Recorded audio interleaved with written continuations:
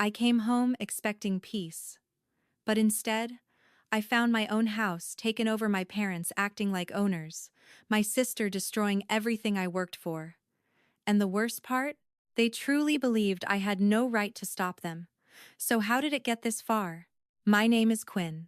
I'm 32 years old, and I work as a creative director in Portland, a city known for its rain, its quiet charm, and for me, what used to feel like safety. I'm telling you this story not because it's easy to relive, but because I know some of you will recognize parts of it, the feeling of being trapped by people who are supposed to love you, the moment when you realize that family can sometimes be the very thing you need to escape. A week before everything happened, I had been in Paris for work. It was one of those rare moments in my life where everything felt aligned: my career, my independence, my sense of self. I remember walking through Charles de Gaulle Airport with this quiet satisfaction, thinking about how far I'd come on my own. No one had handed me anything. Every inch of my life had been built from long nights, difficult choices, and a constant refusal to give up. So, when my plane landed back in Portland, I was tired. Yes, but it was the good kind of tired, the kind that comes with accomplishment. I took a taxi home through the familiar gray drizzle, watching the city blur past the window, already imagining stepping into my space, my clean floors, my carefully chosen furniture, the silence that always greeted me like an old friend. But the moment the taxi turned onto my street, something felt off. At first, I couldn't place it. It was just a subtle discomfort, like walking into a room where something had been moved slightly out of place. Then the car slowed in front of my house, and my stomach dropped so suddenly it felt physical. There was a rusted pickup truck parked directly on my lawn. Not in the driveway, not at the curb, on the grass. The grass I had spent months restoring, the landscaping I had invested in because I wanted my home to feel like a sanctuary. And next to that truck, piled carelessly, like garbage didn't deserve even the dignity of being hidden, was a heap of black trash bags. Some of them were torn open, leaking something dark and foul into the soil. I sat there for a second, frozen, my suitcase still in my hand as the rain soaked through my coat. This isn't my house, I remember thinking. It can't be, but it was. I paid the driver, stepped out into the rain, and dragged my suitcase up the path slowly, each step heavier than the last.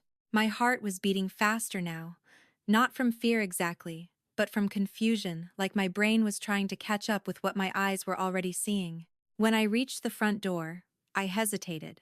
There's a strange moment when your instincts try to warn you before your mind understands why.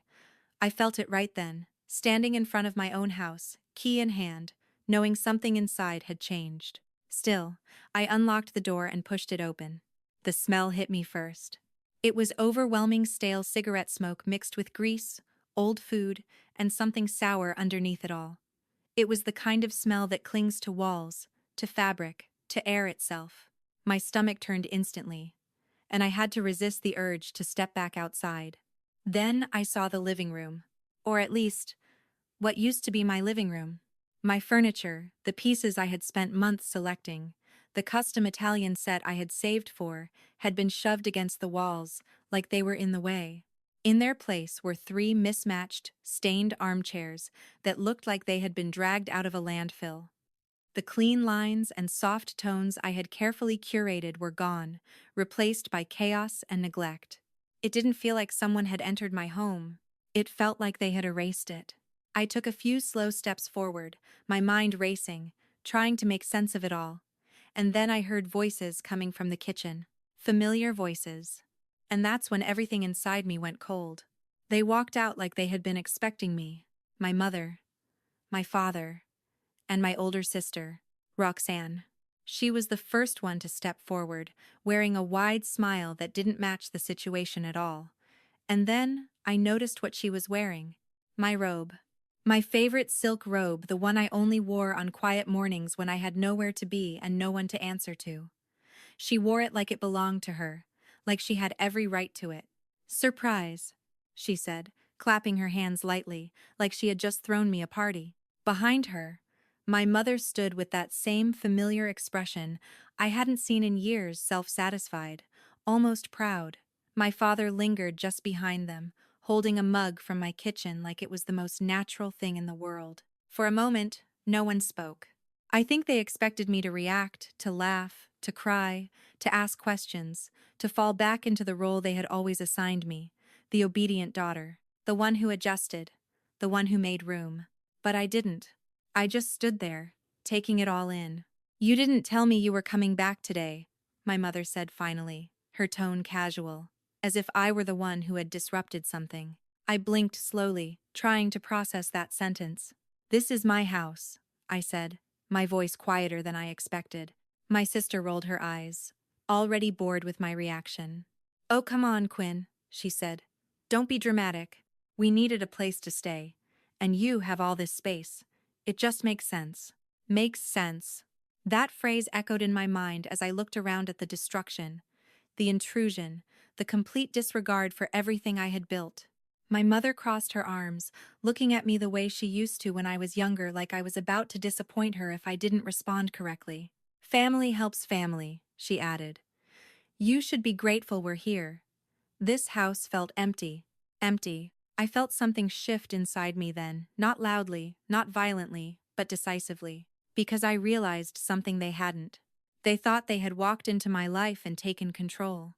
They thought I was still the version of myself they could manipulate, guilt, and silence.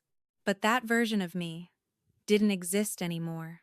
I set my suitcase down slowly, letting the wheels click against the floor, the only sound in the room. My hands were steady, my expression neutral. Inside, though, something colder was settling in.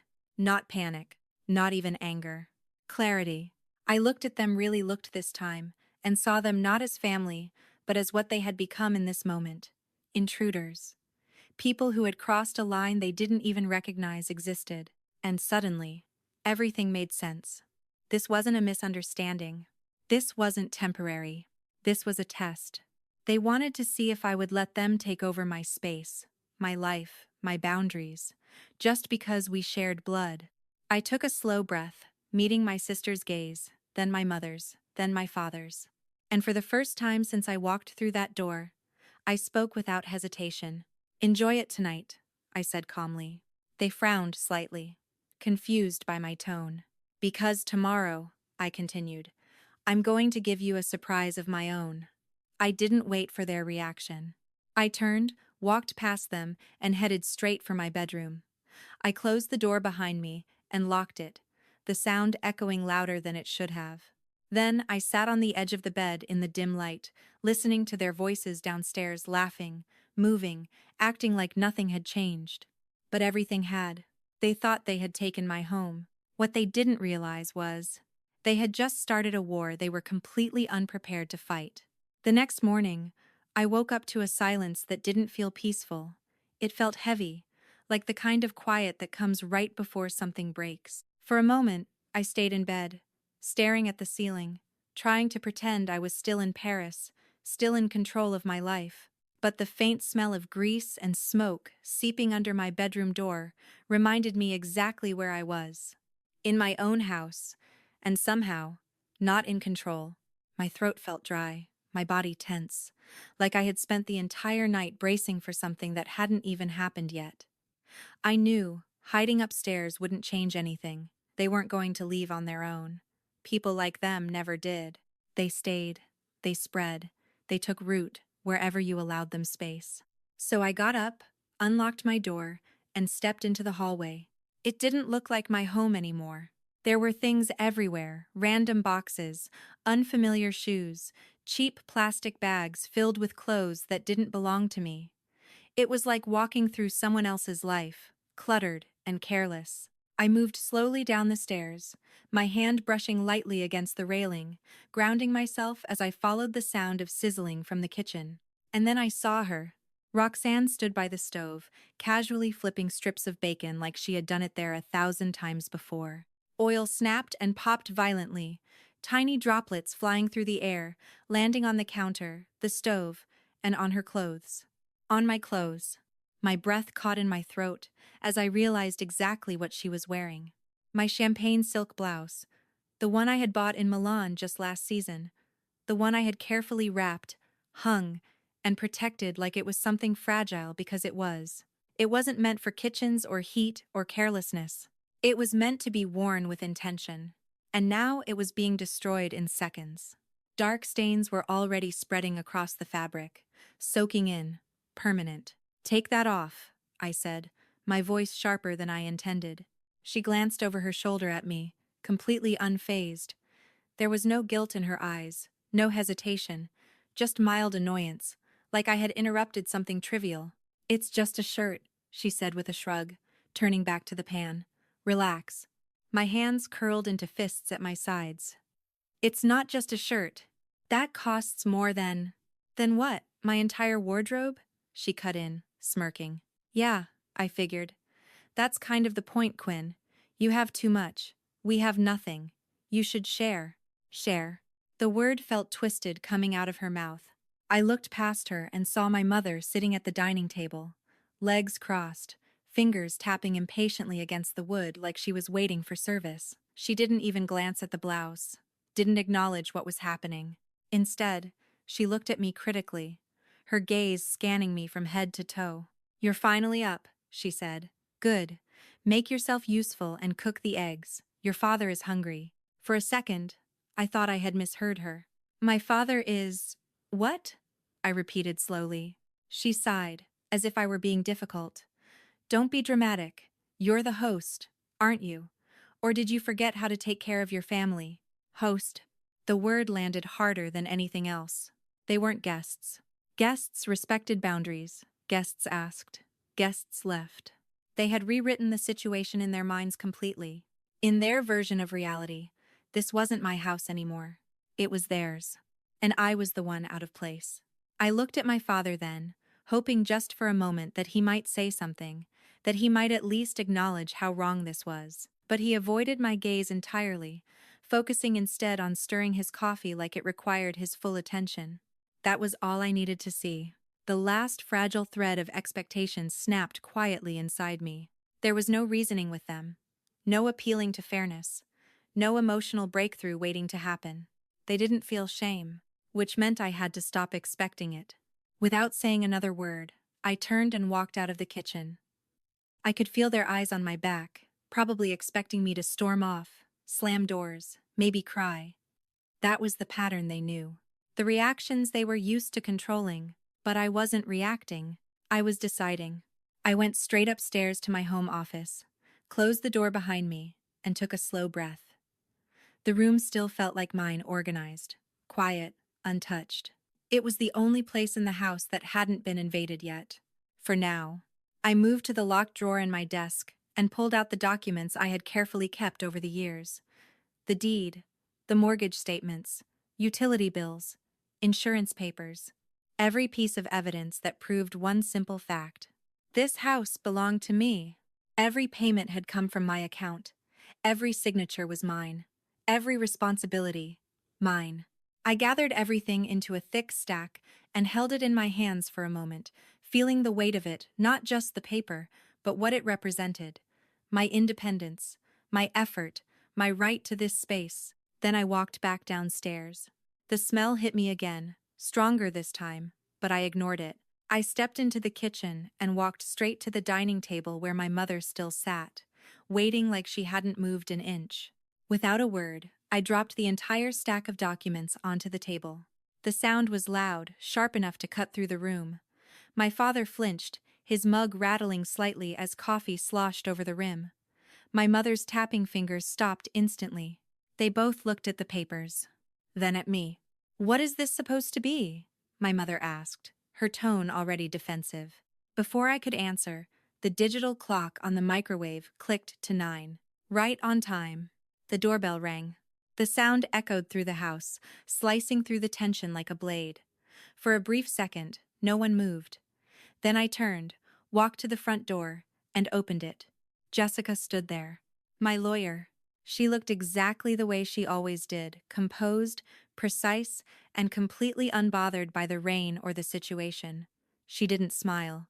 She didn't greet me with small talk. She simply nodded once and stepped inside. As she walked past me into the house, I saw the subtle shift in my parents' expressions. Confusion first, then unease. Jessica placed a single sheet of paper neatly on top of the stack I had brought down. The title was clear. Notice to quit. My mother leaned forward slightly, her eyes narrowing as she read. My father straightened in his chair. Roxanne turned off the stove, finally paying full attention. Jessica spoke calmly, her voice steady, professional, leaving no room for interpretation. You are currently occupying this property without legal authorization, she said. My client has formally requested that you vacate the premises. You have 72 hours to comply. Failure to do so will result in further legal action, including formal eviction proceedings. Silence followed. Heavy, dense, real. I watched their faces carefully as the words settled in. The confidence, the entitlement, the assumption that they could simply take what they wanted, it all began to crack. Just slightly. My sister scoffed first, trying to brush it off. You're seriously calling a lawyer on your own family? I didn't respond. My mother looked at me then. Really looked this time. Like she was trying to find the version of me she used to control. Quinn, she said, her voice softening artificially. This is unnecessary. We can talk about this like adults. Adults. The irony almost made me laugh. But I didn't laugh. I didn't argue. I didn't explain. I simply crossed my arms and held her gaze. This isn't a conversation, I said quietly. It's a decision. Another silence fell, heavier than the last. And in that moment, something fundamental shifted. For the first time since they had walked into my house, they understood one thing clearly. I wasn't asking them to leave. I was making them. And the clock had already started ticking. By the second day, the air inside the house had changed. It wasn't just tense anymore. It was deliberate, calculated. Like every movement, every word, every silence was part of a strategy designed to wear me down before the 72 hours ran out. They had realized I wasn't going to fold easily, so they switched tactics. If they couldn't control me directly, they would try to control how I was seen and how I felt. I was sitting in the living room that afternoon, a book open in my hands, though I hadn't turned a page in over 20 minutes. I could hear my mother pacing slowly back and forth in the hallway, her heels tapping rhythmically against the floor. Then came the sound I had been expecting. Her phone call. She wasn't trying to hide it. In fact, she made sure her voice carried, each word sharpened just enough to reach me where I sat. I don't know what happened to her, she said, her voice trembling with perfectly rehearsed emotion. She used to be such a sweet girl, and now she's throwing us out like we're strangers. She paused, letting the silence on the other end of the line stretch just long enough before continuing. In the middle of winter, Linda, we have nowhere to go. I closed my eyes for a second, pressing my thumb into the edge of the book until it hurt. I knew this tactic. I had grown up with it. The rewriting of reality, the performance of pain, the careful crafting of a narrative where she was always the victim and I was always the disappointment. She called aunt after aunt, cousin after cousin, repeating the same story with slight variations, adjusting details to make it more convincing, more tragic. At one point, her voice broke into sobs so dramatic that if I didn't know better, I might have believed them myself. I must have failed as a mother, she whispered, loudly enough for me to hear. What kind of daughter treats her family like this? That line hit exactly where she wanted it to. Guilt. But this time, it didn't land the same way. Because I knew the truth. And, more importantly, I knew that reacting would only feed her. So I stayed still. Silent. Letting her performance play out without giving her an audience. It took everything in me not to stand up, not to snatch the phone from her hand and expose every lie in real time. But I didn't, because this wasn't about winning an argument. This was about ending a pattern. After a while, I stood up quietly and walked away, leaving her voice echoing behind me. I needed to move, to breathe, to get out of the emotional crossfire she was trying to create. And more than that, something felt off. Roxanne had been unusually quiet all morning, and that, in itself, was a warning. I walked upstairs toward my home office, my steps slow and measured. The door was slightly ajar, just a fraction wider than I remembered leaving it. Most people wouldn't have noticed, but I did. A cold feeling settled in my stomach as I pushed the door open. At first glance, everything looked normal. The desk was in place, the shelves untouched, the light filtering through the window just as it always did. But something was wrong. I could feel it before I saw it. Then my eyes landed on the glass display case. The door wasn't fully closed. It was just slightly open. My chest tightened as I stepped closer, my fingers reaching out almost automatically to pull one of the handbags from the shelf. It was a vintage leather tote, one of the first pieces I bought after my first major promotion. It wasn't just expensive, it meant something. I turned it over slowly in my hands, and that's when I saw it. A cut. Not a tear.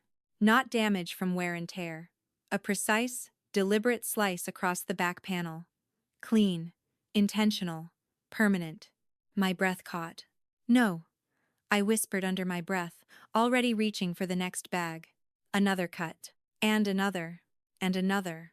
Each one marked in the same way, small, sharp incisions that destroyed the structure without making it immediately obvious from a distance. It wasn't random destruction, it was calculated, careful, almost surgical. Whoever did this hadn't been acting out of impulse, they had taken their time. And I knew exactly who it was. I stood there in silence, surrounded by the remnants of things I had worked hard for, things I had chosen for myself as symbols of independence. And for a moment, I let the feeling wash over me, not just anger, but something deeper, clarity. Because whatever guilt I had been holding on to until that point was gone. Completely gone. There was no misunderstanding here. No gray area. No, maybe they didn't mean it. This was intentional harm. And that meant I no longer owed them patience. I carefully placed the bag back on the shelf, closed the case, and walked out of the room without making a sound. My expression didn't change. My steps didn't quicken. If they wanted a reaction, they weren't going to get one. Not like that. As I reached the bottom of the stairs, I pulled out my phone and opened the control app connected to my home systems. The interface lit up instantly: lighting, security, internet, utilities, everything connected, everything mine. I took a slow breath. Then I began. First, the Wi-Fi. I changed the password to a random string of characters long, impossible to guess, and then disabled the modem remotely. Within seconds, the signal disappeared entirely. Next, the hot water system. I navigated to the smart valve controls and locked it. No hot showers, no warm water, no comfort. A quiet, steady satisfaction settled in my chest. If they wanted to occupy my space, they were going to feel exactly what it meant to not belong there. Just as I finished, I glanced out the front window. And there he was, my father, standing on the sidewalk, talking to Mrs. Gable, the neighborhood's unofficial information network. If something happened on this street, she knew about it within minutes. He had his shoulders slumped, his head slightly lowered, one hand gesturing weakly as if he were explaining something tragic. Even from inside, I could see the performance, the fake sadness, the carefully timed sighs, the occasional wipe at his eyes. He was doing exactly what my mother had done on the phone, just with a different audience. I didn't hesitate. I opened the front door and walked straight toward them, the cool air hitting my face as I stepped outside. I caught the tail end of his sentence. "We just don't know where to go," he was saying, his voice trembling. "She's changed so much since she started making money." Mrs. Gable looked at him with sympathy, her gaze already shifting toward my house with quiet judgment. Before he could say another word, I stepped into their space. "Really?" I said calmly. They both turned toward me, startled. I didn't raise my voice. I didn't insult him. I simply met Mrs. Gable's eyes directly and spoke clearly. "They moved into my house without permission," I said. "They destroyed my belongings and refused to leave when I asked." Her expression shifted immediately, confusion replacing certainty. I took a small step closer. "If someone broke your property and refused to leave your home," I added, "would you let them stay?" Silence. My father's mouth opened slightly, but no words came out. For the first time since this started, he didn't have a response ready. Mrs. Gable looked between us, her sympathy fading, replaced by something sharper. Doubt. My father lowered his gaze, his shoulders no longer slumped in performance, but in something closer to embarrassment. Without another word, He turned and walked back toward the house. I stayed where I was for a moment, letting the silence settle, making sure the truth had landed. Then I turned and walked back inside. The house still felt tense, still felt wrong, but something had shifted. They weren't just controlling the narrative anymore. And I wasn't just defending myself.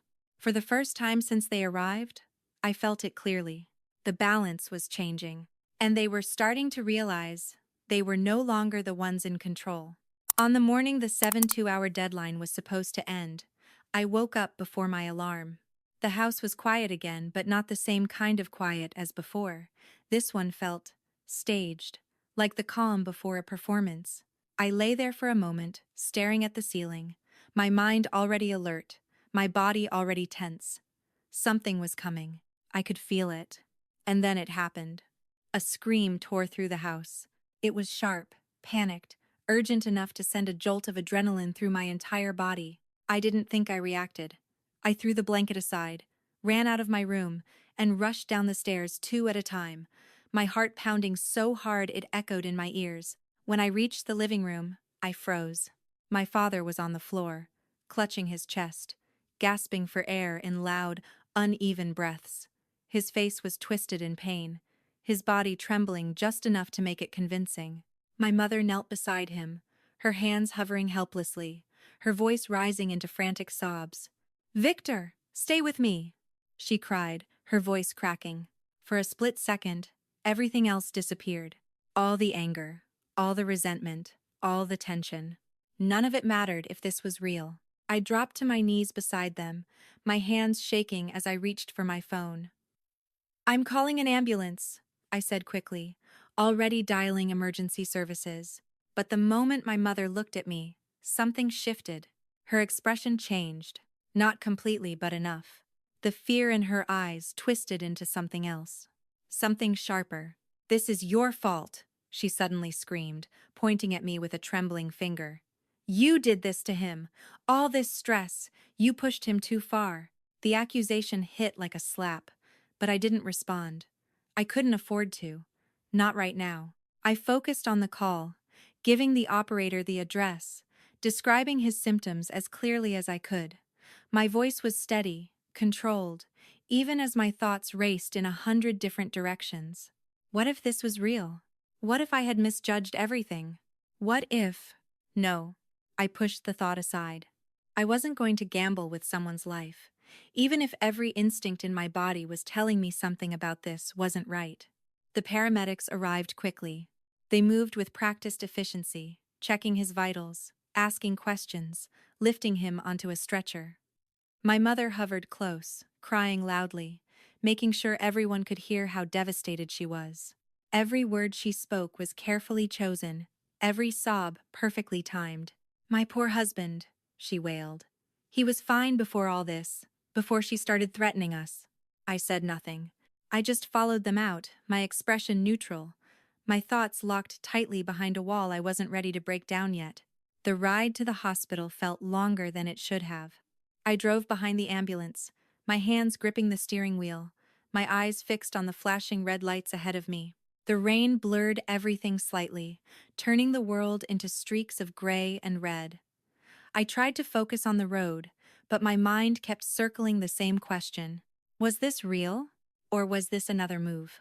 At the hospital, everything moved quickly. Tests, questions, waiting. I sat in the waiting area, my leg bouncing slightly, my fingers wrapped tightly around a paper cup of water I hadn't touched. My mother sat across from me, still sniffling, still performing, but quieter now, controlled, calculated. She didn't look at me, and I didn't look at her. 2 hours passed. Then a doctor stepped out and called my name.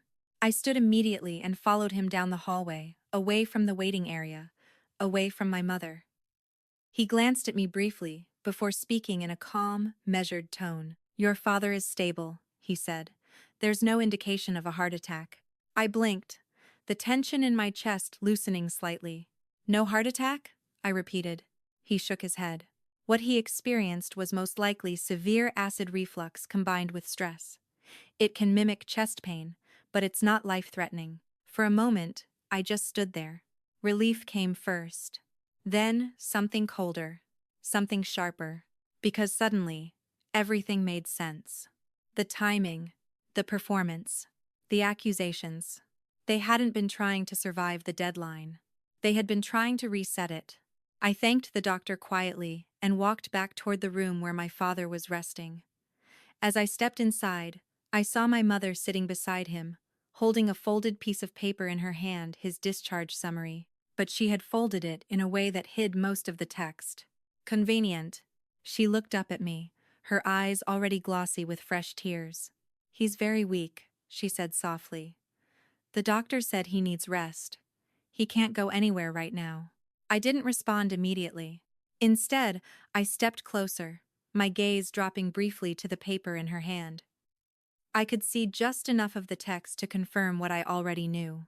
No heart attack, no emergency, just discomfort. I looked at my father then. He avoided my eyes. And that told me everything. He knew. He was part of it. A quiet, final piece of something inside me broke, not loudly, not dramatically, but completely. Because this wasn't desperation. This was manipulation. Deliberate. Coordinated. Planned. My mother reached for my hand then, gripping it tightly, her voice trembling again. "Please," she whispered. "You can't throw us out like this. He needs care. He needs time. You're his daughter." Daughter. The word felt hollow now. I could already see the future they were trying to create. If I forced them out today, I would become the villain in every version of this story they told. The daughter who abandoned her sick father. The cold, selfish woman who chose property over family. They were setting the stage. And they expected me to walk right into it. I took a slow breath, steadying myself. Then I made a decision. Not emotional. Strategic. "Fine," I said quietly. My mother's grip tightened instantly. "You can come back to the house," I continued. "For 2 weeks."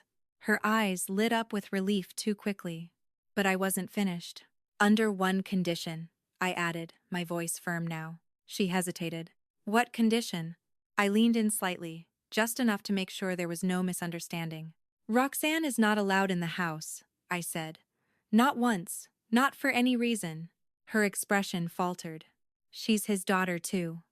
My mother protested weakly. "And this is my house," I replied calmly. "That's the condition." Silence stretched between us. She wanted to argue. I could see it. But she also knew she had pushed too far already, that this was the only offer she was going to get. Slowly, reluctantly, she nodded. "Fine," she said. But I didn't trust that agreement. Not even a little. So, I added one more layer. "I'll also be hiring a live-in nurse," I said, watching her reaction carefully. "To help with his care." That got her attention. "A nurse?" she repeated. "Yes," I said simply. "A professional. Someone who can monitor his condition, manage his medication, and make sure everything is properly documented." What I didn't say, but what she understood immediately, was this. Someone who would see everything. Someone who couldn't be manipulated the same way family could. Someone who would turn their private game into something observable. Her smile didn't reach her eyes. But she nodded again. "Of course," she said. By the time we returned home later that afternoon, the rain had slowed to a light drizzle. The house looked the same from the outside, but I knew better now. This wasn't my home anymore. Not yet. But it would be again. That evening, the nurse arrived. Her name was Joy. She wasn't warm or overly friendly. She didn't smile unnecessarily or try to make small talk. She stepped inside, assessed the space quickly, and introduced herself with quiet confidence. Within minutes, she had taken control of the situation. She asked questions, took notes, established a routine, removed unhealthy food from the kitchen, set schedules for medication, rest, and observation. My mother watched her closely, clearly uncomfortable, because for the first time since they arrived, they weren't the ones controlling the environment. Joy documented everything, every symptom, every meal, every complaint, every movement. And as I stood there, watching it all unfold, I felt something settle inside me. A strange, unfamiliar calm. They had tried to manipulate the situation, to twist reality in their favor. But now, they were no longer operating in the shadows. They were being watched. And for the first time since they walked into my house, I knew one thing with absolute certainty. They might still be inside my home, but they were no longer in control of it. 3 days after my father returned home, I started to feel something I hadn't felt since this whole situation began. Control. Not complete control, but enough to breathe again. The house had settled into a strange routine under Nurse Joy's supervision. Every movement was logged, every excuse quietly dismantled by structure. My mother couldn't wander freely without being noticed. My father couldn't exaggerate symptoms without being questioned. And most importantly, Roxanne was gone. Or at least, she was supposed to be. That morning, I was in the middle of a client meeting, seated at a long conference table, trying to focus on a presentation that suddenly felt trivial compared to everything happening in my personal life. My phone was on silent beside me, face down, like I had trained myself to keep work and chaos separate. Then it buzzed. Once. Twice. Again. Something about the urgency made me glance down. A message from Joy. A photo. Blurry, slightly tilted but clear enough. Roxanne. Sitting on my living room sofa, holding a wine glass. My stomach dropped instantly. I didn't wait. I didn't ask questions. I didn't finish the meeting. "I'm sorry, I have an emergency," I said, already standing, already grabbing my things. I could feel eyes on me, confusion, concern, but none of it mattered, because I already knew. They had broken the one condition. Again. I drove faster than I should have, rain streaking across the windshield, my thoughts sharp and focused in a way that felt almost dangerous. Not panic, not fear, clarity. By the time I pulled into the driveway, I could hear the music from outside. Loud, bass-heavy, wrong. I stepped out of the car, the sound vibrating through the walls of my house, and for a second, I just stood there in the rain, letting it sink in. They hadn't just broken the rule, they had ignored it completely. I walked to the front door and pushed it open, and everything inside me went still. The air was thick smoke, alcohol, something sharp and chemical lingering underneath. My living room looked like a place I would never willingly step into. Empty bottles scattered across the table, my furniture pushed out of place again, and on the couch, Roxanne, laughing, surrounded by 3 strangers who looked like they had no business being anywhere near my home. One of them held a cigarette loosely between his fingers, ash dropping dangerously close to the hardwood floor. Another leaned back, feet up, like he owned the space. On the table, I saw something that made my jaw tighten. My wine. Not just any wine. The vintage bottles I had been saving for years opened, half empty, treated like nothing. Roxanne looked up when the door slammed behind me. For a brief second, our eyes met. I expected anger, defiance, maybe even guilt. Instead, she laughed. Loud, careless, mocking. "Look who's back," she slurred, lifting her glass slightly like she was toasting me. One of the men turned toward me, squinting through the dim light. He raised my own crystal glass in my direction, a crooked grin spreading across his face. "Hey," he said, his voice thick and slow. "You should join us." I didn't respond. Not because I didn't have something to say, but because I already knew words wouldn't fix this. I walked past them, straight to the hallway, straight to the breaker panel. Behind me, I could hear them laughing, making comments, completely unaware of what was about to happen.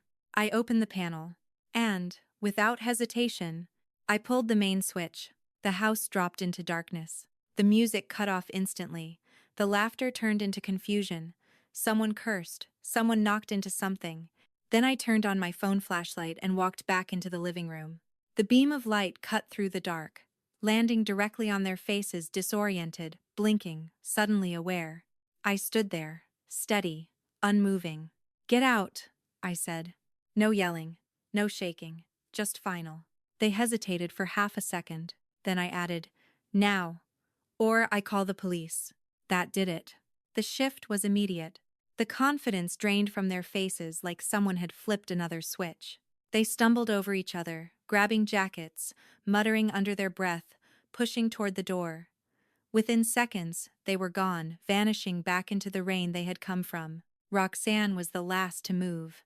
She stood there for a moment, staring at me, her expression shifting from drunken amusement to something darker.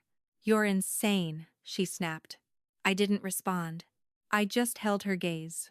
And eventually, she left too. The door slammed behind her. Silence returned. Real silence this time. Nurse Joy stepped out from the kitchen, her expression tight but composed. "I'm sorry," she said quietly. "Your mother let her in through the back door. She said it was urgent." "Of course she did." I nodded once. "You did what you could, because this wasn't about blame anymore. It was about patterns. And they had just repeated theirs one time too many." A thought hit me, then sharp, immediate. This wasn't just a party. Roxanne hadn't risked breaking the rules just to drink. I turned and ran upstairs. My steps were fast, my breath tight, my mind already ahead of me. When I reached my bedroom, the first thing I saw was the painting. Slightly crooked. The one that hid the wall safe. My pulse spiked. I crossed the room quickly, pushing the painting aside, my fingers already reaching for the keypad. And then I saw it. Scratches. Deep, uneven marks around the edges. Someone had tried to force it open. My hands felt suddenly cold as I entered the code. The lock clicked. I pulled the door open, and everything inside me went quiet. The envelope was gone. $2,000. Gone. I stared at the empty space for a few seconds, letting it settle, letting the reality fully land. They hadn't just disrespected me. They hadn't just manipulated me. They hadn't just broken rules. They had crossed a line that couldn't be explained away. This wasn't family conflict anymore. This was theft. Deliberate. Calculated. Criminal. And strangely, that realization didn't make me feel overwhelmed. It made me feel certain. Because now, there was no ambiguity left. No gray area. No emotional leverage they could use. They had given me exactly what I needed. Proof. That evening, I asked everyone to come into the living room. My parents sat on one side. Roxanne stood near the wall, arms crossed, already defensive. Joy remained in the kitchen. At my request, I didn't say anything at first. I walked to the table, placed my tablet down, and pressed play. The screen lit up. The footage was clear, unmistakable. Roxanne entering my room. Roxanne forcing the safe. Roxanne taking the envelope. For a moment, no one spoke. Then, "It's fake!" she shouted. The speed of her denial almost would have been impressive, if it hadn't been so predictable. "That's edited. You manipulated that." My mother didn't even look at the screen. "She just borrowed it," she snapped, stepping in front of her like a shield. "Why are you so obsessed with money? She's your sister." That was it. That was the moment something final broke. Not loudly. Not violently. Just completely. I turned, walked to the door, grabbed Roxanne's suitcase, and dragged it across the floor. The sound echoed through the room. She realized what I was doing too late. I opened the door and threw it outside into the rain. "Get out," I said. No anger. No hesitation. Just truth. And this time, I meant it in a way they couldn't ignore. For a split second after I threw Roxanne's suitcase into the rain, everything felt still. Like the entire house was holding its breath. Then she snapped. It happened so fast I barely had time to react. One moment she was standing there, frozen in disbelief, and the next she was lunging at me, her face twisted with rage, her movements wild and uncontrolled. Her fingernails dug into my cheek, sharp and sudden, and I felt the sting before I even understood what was happening. I stumbled backward, trying to regain my balance, but the floor beneath me felt slick, unsteady. My heel caught the edge of the rug, and the next thing I knew, I was falling. The back of my head hit the glass coffee table with a sickening crack. For a moment, the world went white. Then red. Warm blood began to trickle down the side of my neck, soaking into my collar as a dull, throbbing pain spread through my skull. My vision blurred slightly, the edges of the room fading in and out as I struggled to focus. But the pain wasn't the worst part. The worst part was what came next. I expected anyone to pull her off me. I expected at least hesitation. But instead, I felt hands grab my arms. My father. He pinned them down against the floor, his grip firm, unyielding. And above me, my mother's voice cut through everything sharp, cold, and filled with something I had never heard from her before. Encouragement. Teach her a lesson, she said. Not stop. Not enough. Teach her. In that moment, something inside me shifted in a way that could never be undone. It wasn't shock. It wasn't even fear. It was clarity so absolute it felt almost quiet. These people were not my family. Not anymore. Maybe they never had been. Because family doesn't hold you down while you're being hurt. Family doesn't stand above you and approve of it. I stopped struggling, not because I couldn't, but because I didn't need to anymore. Because I already knew what was coming next. The faint sound of sirens grew louder in the distance, cutting through the chaos like a signal I had been waiting for. Blue and red lights flashed against the walls, reflecting through the windows, filling the room with a harsh, pulsing glow. I had called them. The moment I realized what this confrontation might become, I had dialed emergency services and left the line open in my pocket. Every word, every threat, every sound, they had heard it all. The front door burst open. Police, get on the ground. The officers moved quickly, decisively. Roxanne was pulled off me, restrained before she could even process what was happening. My father's grip disappeared instantly as he was forced away, his hands twisted behind his back. My mother's voice, once so loud and commanding, turned frantic and defensive, her words tumbling over each other in desperate denial. I lay there on the floor, breathing unevenly, my head still spinning, the metallic scent of blood sharp in the air. And for the first time since this began, I felt safe. Not because the situation was over, but because it was finally out of their control. 3 weeks later, I sat in a courtroom that felt colder than any place I had ever been. Not physically, emotionally. Everything was clean, quiet, structured so different from the chaos that had taken over my home. My lawyer sat beside me, calm and composed, a steady presence that grounded me in a way I hadn't realized I needed. Across the room, my family sat together, or what was left of it. Roxanne looked different without her defiance, smaller. Somehow, her confidence replaced by something closer to uncertainty. My parents sat beside her, their expressions tense, their posture rigid. For the first time, they looked like people who understood consequences.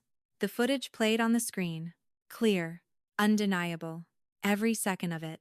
Roxanne's attack. My father holding me down. My mother's voice encouraging it. The room was silent except for the audio echoing through the space, each word heavier than the last. I didn't look away. I didn't close my eyes. I watched. Because this was the truth. And for once, it couldn't be rewritten. When the video ended, the judge didn't speak immediately. He stared at the screen for a moment longer, then looked down at them with an expression that held no sympathy. "This is not a family dispute," he said finally. "This is a criminal act." The words settled over the room like a final verdict long before he officially delivered one. A restraining order was granted. Protection. Distance. Space. Things I had never truly had before. Roxanne would face further legal consequences. My parents, too, would carry the weight of what they had done not just legally, but socially, permanently. And for the first time in my life, I didn't feel guilty about it. But the story didn't end there, because people like them don't stop when they lose. They just change platforms. A few days later, Roxanne posted a video online. Tears, shaking voice, carefully chosen words. She claimed I had fabricated everything, that I had manipulated the footage, that I had abused them, and forced them into a situation where they had no choice but to defend themselves. And for a moment, people believed her. Strangers commented, shared, judged. The narrative shifted briefly back in her favor. I watched it happen from a distance, sitting in a quiet hotel room, my phone in my hand, the weight of it pressing down on me again. But this time, I didn't panic, because I had learned something. Truth doesn't need to be loud. It just needs to be clear. I called Chloe, an old friend, someone who understood digital media, someone who knew how to present information in a way that couldn't be twisted. She came over that same day, her laptop already open, her focus sharp. We didn't edit anything. We didn't dramatize.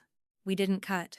We simply took the raw footage, synced it with the time-stamped audio from my 911 call, and prepared it exactly as it was. Unfiltered. Unquestionable.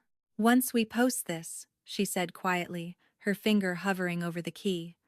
There's no going back. I nodded. Good, I replied. Because I wasn't going back. Not to them. Not to that version of my life. Within hours of the video going live, everything changed.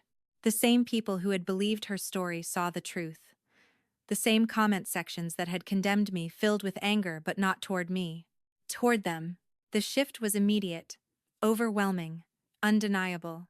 Even the people in my neighborhood, the ones who had watched from a distance and formed quiet opinions, began to understand what had really happened. And just like that, their version of the story collapsed. Weeks later, I stood in my living room one last time. The house was empty again. But it didn't feel the same. Not peaceful. Not safe. Just hollow. Every corner held a memory, now not of what I had built, but of what had been taken, violated, broken. I realized then that some places can't be restored. Not completely. So I made a decision. I sold the house. Not for the highest price. Not for profit, but for closure. 6 months later, I was standing on the balcony of a high-rise apartment in Seattle, looking out over the water as the city lights reflected across the surface. The air felt different here. Cleaner. Lighter. Mine. My life had moved forward in ways I hadn't thought possible. My work flourished. My mind felt clear. And, most importantly, I felt free. I had cut all contact. Completely. No calls. No messages. No updates. Just distance. The kind that protects you. The kind that heals you. Then one evening, my phone rang. An unknown number. I stared at it for a moment before answering. And I knew immediately. My mother. Her voice was different now, fragile, desperate, stripped of the authority she once carried so easily. She told me my father was sick, that they had nothing, that they needed help. She begged, promised, swore it was different this time. I listened, quietly, without interrupting, without reacting. And when she finally stopped speaking, I looked out at the water, at the life I had built without them, at the peace I had fought so hard to protect. And I spoke. You chose your side, I said calmly. Now live with it. Then I ended the call, blocked the number, and set the phone down.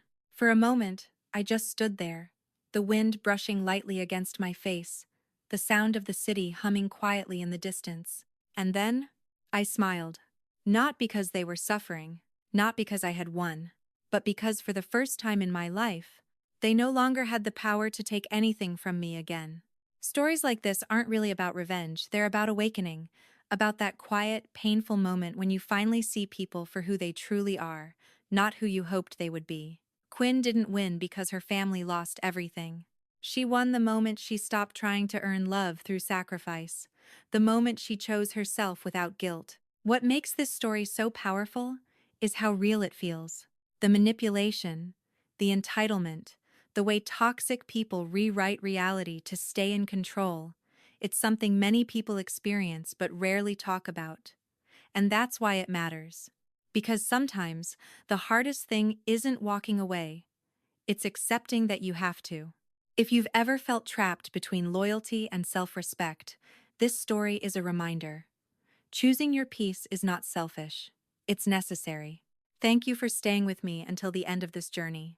If this story resonated with you, if it made you feel seen or gave you strength, don't forget to like, share your thoughts in the comments, and most importantly, subscribe to Revenge Tale Network for more stories about resilience, truth, and the courage to take your life back.